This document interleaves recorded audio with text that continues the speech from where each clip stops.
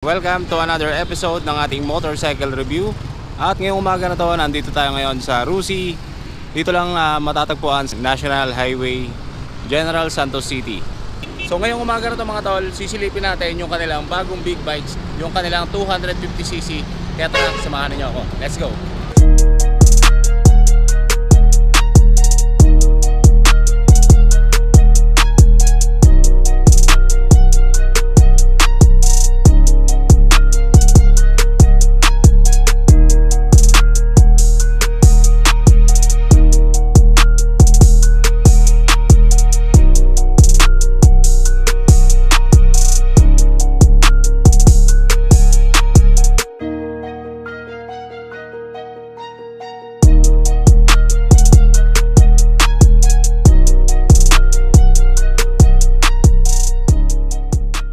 Sa harapan ninyo, etong Rusi Titan 250 Fi. Eto mga tol ay fuel injected na. At eto rin ang kanilang big bike dito na available dito lang sa kanilang branch.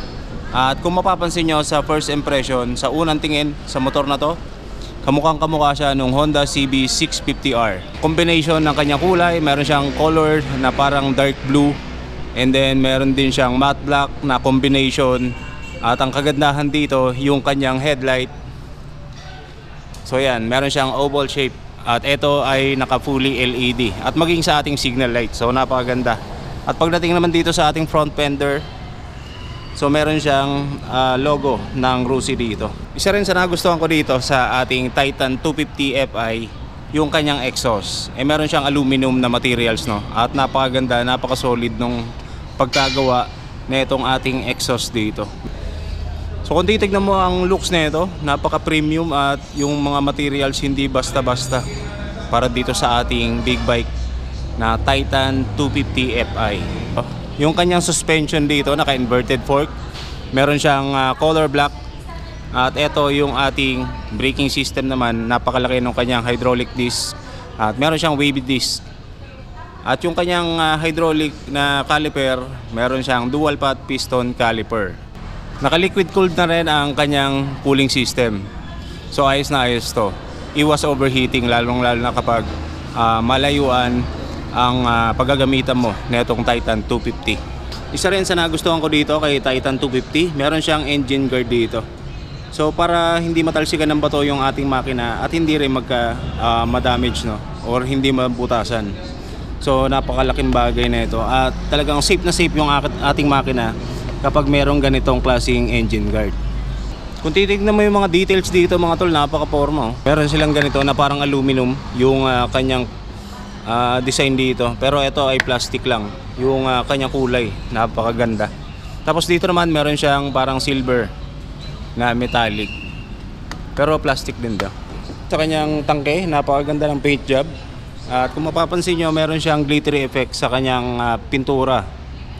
So ganyan kapremyado ang tangke na itong Titan 250 Fi. At dito rin sa ating takip, so meron din siyang aluminum. Ayos na ayos. So pagdating naman dito sa ating upuan, medyo maikli lang siya. At dito merong maliit para sa ating OBR. Ito mga tol, yung kanyang upuan, meron siyang heritage seat na design. So yan, kung mapapansin nyo, meron siyang patterns dito. So ganito ang mga heritage seat, meron siyang mga patterns. At yung kanyang stitches, meron siyang kulay pula dito. Tapos merong hawakan din. O pwede ka rin mag-ipit dito ng mga documents or yung mga iba mo pang dinadala, no? So dito rin sa ating taillight, napakaganda rin, napaka-compact ng kanyang design. At ito ay gumagamit ng LED. At kung mapapansin nyo mga tol, wala siyang signal light dahil dito nakalagay sa ating likod or sa ating mudguard, no? Yung kanyang signal light. At ito rin gumagamit ng LED. So talagang napakatipid din sa battery. And syempre matagal din bago masira. So yan, kagandahan sa mga LED lights. Meron din siyang plate light dito na nakatago. Syempre yung added visibility, yung ating reflector. Meron din siyang reflector dito from side to side. So para mas visible yung ating motor dito na side, no. So ito kasi ang blind spot. So ang kagandahan niyan, meron din dito sa kanyang gilid. So ayos na ayos. Meron siyang fully digital sa kanyang instrument panel. At kung mapapansin nyo, meron siyang mga indicators dito. Yung ating left and right turn signal indicator, yung ating temperature, neutral, and yung high beam indicator, no. Meron din siya dalawang buttons dito. So ito functional to dahil napipindot siya. At syempre hindi rin mawawala kapag long rides. So no worries sa mga cellphone dyan dahil hindi kayo malolobat dito dahil meron na siyang USB ready na charging port. So ayos na ayos to. Tabi lang siya ng susian. Ito napaka premium din ng looks. So kitang kita mo naman, no. So napakaganda. At ito ay traditional key ang ginagamit. Meron din siyang lock para mas safe yung ating motor kapag iniwan natin na nakapark. Pupunta naman natin yung ibang features ng motor na to, no. So dito nagustuhan ko rin dahil meron siyang passing light. So ito napaka-useful na ito, lalong-lalo na kapag tayo ay mag-overtake. So napakalaking tulong yan yung ating passing light. Dito naman sa kanyang switches, meron siyang high beam and low beam. At napakaganda ng kanyang materials. So goods na goods. At ito meron siyang left and right turn signal switches at yung ating busina.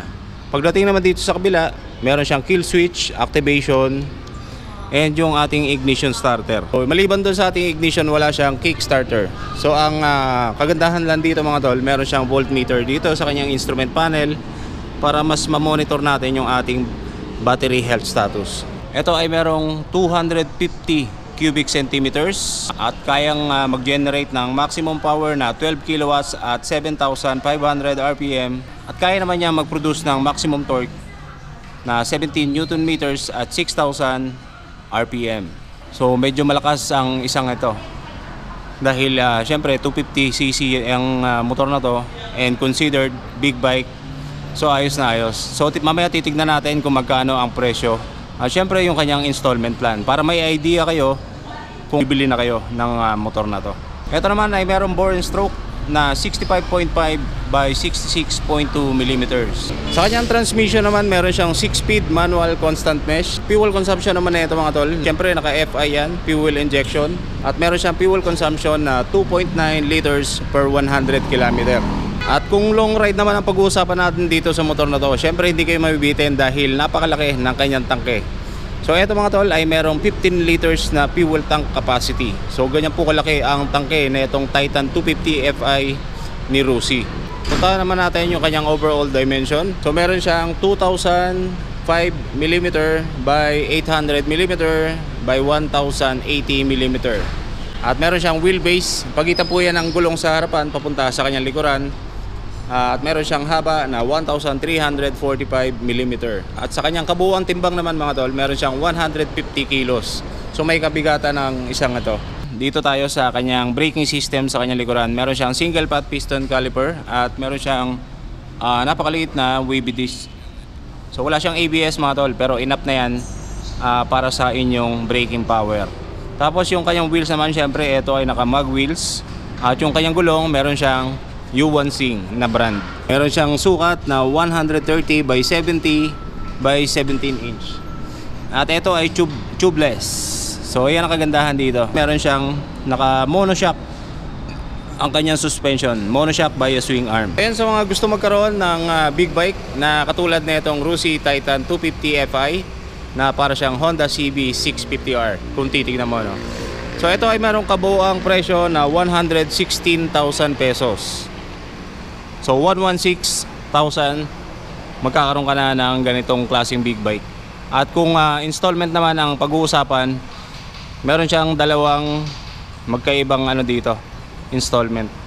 So sa una, meron siyang minimum down payment na 10,000 pesos.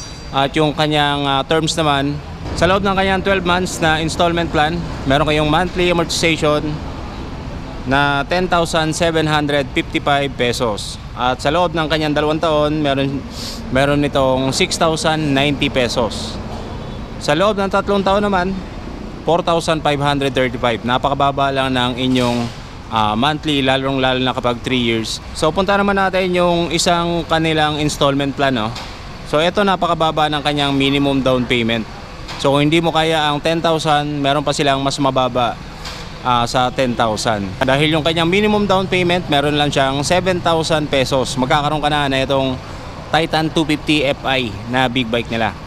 Tapos sa kanyang 12 months naman na installment plan or terms, meron kayong monthly amortization na 11,035 pesos.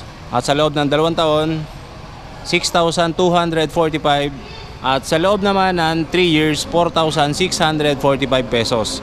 So ganyan lang po kababa ang kanilang down payment and yung kanyang monthly amortization. Siyempre para dito sa ating Rusi Titan 250 Fi. So yun lang mga tol, at sana nagustuhan ninyo ang ating feature sa video na to. Walang iba kundi ang Rusi Titan 250 Fi. Punta na po kayo dito sa Rusi Motorcycle Dealer. Dito lang yan sa kanilang main branch sa may located dito sa National Highway, dito sa General Santos City. So yun lang mga tol, magandang umaga sa inyo, ride safe and peace out.